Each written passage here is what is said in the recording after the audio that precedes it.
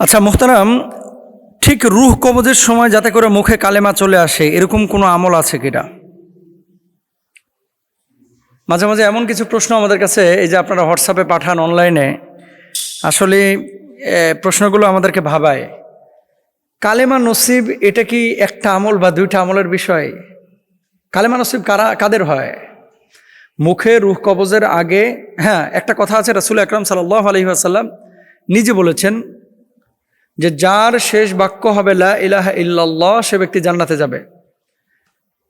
তো আল্লাহর হাবিব সাল্লাল্লাহু আলাইহি ওয়াসাল্লাম এই কথা বলেছেন, এটা সত্য, নবীজির হাদিস সত্য। কিন্তু কারা কালেমা নসিব কাদের হবে এবং কোন আমলের কারণে, এটা কোনো এক বা দুইটা আমল না।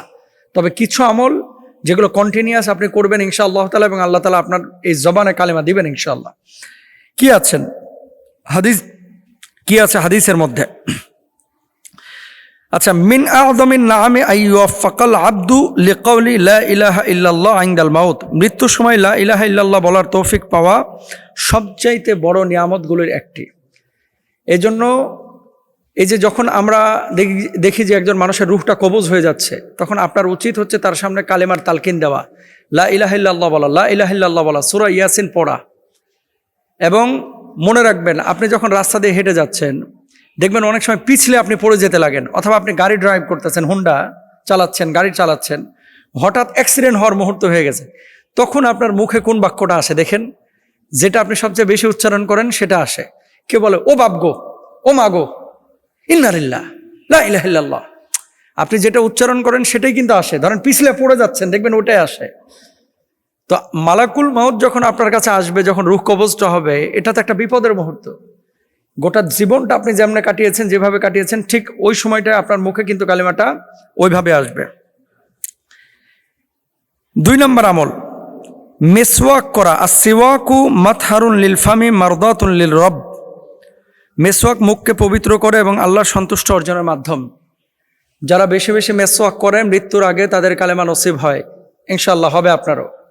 মেসওয়াক করেন 5 ওয়াক্ত নামাজের আগে, ওযুর আগে আপনি মেসওয়াক করেন, এটা সুন্নাহ। আল্লাহর হাবিব সাল্লাল্লাহু আলাইহি ওয়াসাল্লাম যখন ইন্তেকাল করছেন, আয়েশা রাদিয়াল্লাহু তাআলা আনহার ভাই আবু বকর রাদিয়াল্লাহু তাআলা, আব্দুর রহমান রাদিয়াল্লাহু তাআলা আনহু, তিনি একটা মেসওয়াকের খণ্ড নিয়ে গেটের সামনে দাঁড়ানো। নবীজি ইশারা করলেন এবং আব্দুর রহমানের হাত থেকে মেসওয়াকের একটা খণ্ড নিয়ে এসে আল্লাহর হাবিব সাল্লাল্লাহু আলাইহি ওয়াসাল্লাম যখন রূহ কবজ হবে, দুনিয়া থেকে বিদায় নেবেন, তার আগ মুহূর্তে দাঁত দিয়ে চিবিয়ে দিলেন। আম্মাজান আয়েশা সিদ্দিকা রাদিয়াল্লাহু তাআলা আনহা নিজে মুখ দিয়ে চিবিয়ে দিলেন, দাঁত দিয়ে চিবিয়ে দিলেন। এরপর নবীজির হাতে দিলেন, নবীজির রূহ কবজের আগে মেসওয়াক করলেন। সুবহানাল্লাহ। তো আল্লাহর হাবিব সাল্লাল্লাহু আলাইহি ওয়াসাল্লাম নিজে মেসওয়াক করেছেন, আপনি মেসওয়াক করেন, আশা করা যায় ইনশাআল্লাহ কালেমা নসিব হবে। 3 নম্বর আমল, আফদালুয যিকরি লা ইলাহা ইল্লাল্লাহ। যারা সর্বক্ষণ শয়নে স্বপনে যতক্ষণ জীবিত আছে, উঠায় বসায় লা ইলাহা ইল্লাল্লাহ, লা ইলাহা ইল্লাল্লাহ, লা ইলাহা ইল্লাল্লাহ এভাবে জিকির করে, তাদের কালেমা নসিব হওয়ার সম্ভাবনা অনেক বেশি। এখন আপনি বলেন যে দিনে কতবার আপনি কালেমা পড়তেছেন? আপনি বলবেন যে হুজুর, মুসলমান যখন হয়েছিলাম মক্তবে, হুজুরের কাছে একবার কালেমা পড়ছিলাম, আর জিন্দেগিতে পড়ি নাই। এরকম আল্লাহর ওলিও আছে। মাহফিলে গেলে হুজুরের সাথে কালেমা পড়ে আর পড়ে না, আর মক্তবে পড়ছে। আপনার কিভাবে কালেমা নসিব হবে বলেন না ভাই?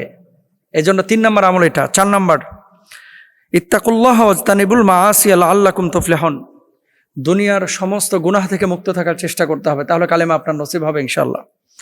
5 নম্বর, হাফিযু আলাস সালাওয়াতি ওয়াত্তাবিউ সুন্নাতান নবী সাল্লাল্লাহু আলাইহি ওয়াসাল্লাম।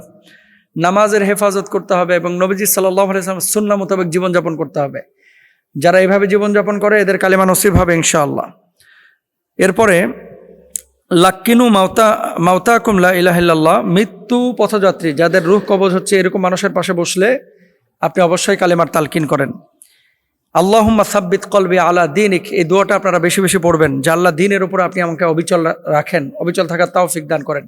ইনশাআল্লাহ রূহ কবজের আগে আপনার কালেমা নসিব হবে ইনশাআল্লাহ। আল্লাহ আমাদের সবাইকে কালেমা পড়ে